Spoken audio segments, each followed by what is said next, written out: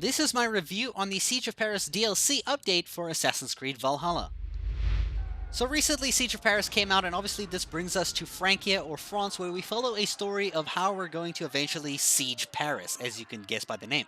The story itself was very quick in comparison to obviously the main story of the game, and especially Wrath of the Druids, which was a lot longer and also had a lot more depth. The story felt really rushed and really quick, and a lot of people were still very angry that they changed the voice actor for Ranvi, especially since she sounds like a background NPC, though you don't really speak to her much because that's only at the beginning.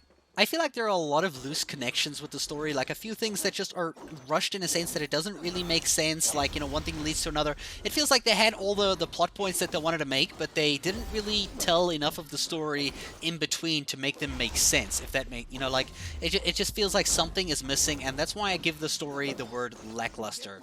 It wasn't what it should have been. Like, they had this huge premise of, like, a huge siege of Paris, and in some points they really hit the nail on the head, but they just missed the mark on many occasions. In terms of gameplay, it's exactly what you would expect from Assassin's Creed Valhalla. The gameplay is obviously the same. They added a few new weapons, a few new abilities. One of those abilities is extremely overpowered, the Plague of Rats, where you can basically kill any enemy or boss enemy just by, like, using the ability like 3 times. But you'll also find these rats out in the wild while you're searching different ruins and buildings, and it gets kind of annoying after a time because they keep attacking you and they do a lot of damage. They do more damage to me than any of the bosses do to me in the entire game. Like the entire DLC, the rats are the real boss, guys. The rats are the real boss. One change that I did like, however, that they did with their storytelling is each target that you had to hunt down and kill, instead of them kind of being straightforward and to the point, they kind of say, okay, cool, you need to hunt this target down, you need to figure it out, it's in this area, you can't use your raven, you have to literally explore and figure out,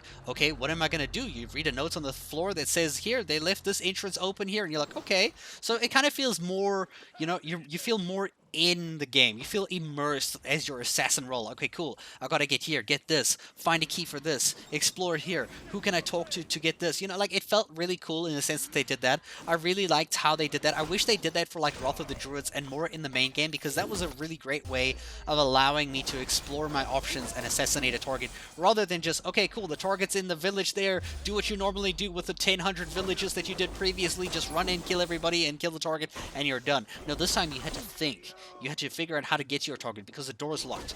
You had to figure out how to get in. There was no easy, accessible way into the target's building. You had to, like, make a plan, and I like that. That was really interesting, and it was the most fun I've probably had in the game thus far. If we talk about the new weapons, the new short swords that we have, the one-handed swords, there's 4 of them in the game. There's also 4 new two-handed scythes in the game as well. The scythes aren't really much to talk about. They don't really feel rewarding to use because you get blocked all the time, as I made in a video previously. It's not a fun, rewarding experience. These short swords, however, are a lot more fun to use. They remind me of the one-handed axes, and when you dual wield these babies, they do a lot of damage. It feels really nice. It feels just like how a Viking should feel. It kind of reminds you of just the one-handed axes, honestly, like where you do a lot of fast-paced combat damage. You're able to take various types of targets out. It's very fun, but obviously it will never be better than the dual spears.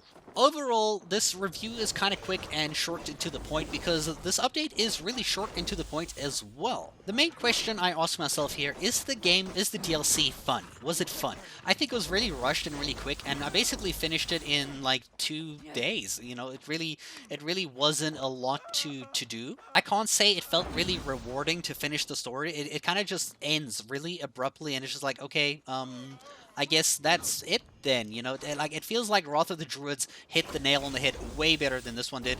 Wrath of the Druids had something in its storytelling, and it's like, it had huge revelations and plot points that really made the story feel, wow, that was crazy. I don't really have much to say for Siege of Paris after you complete it. It's just like, okay, it's done, I guess, okay. It was fun while it lasted, doing the assassination things like I talked about earlier, but the rest is just pretty much the, same grindy kind of Assassin's Creed Valhalla that you would expect. Though, it's very fun with the combat with my 2 spears. I'm glad I got to destroy everything with these 2 weapons that I have. I hope you guys enjoyed my review and my opinions of the game. What are your opinions of the Siege of Paris DLC? Let me know in the comments below. Thank you so much for watching.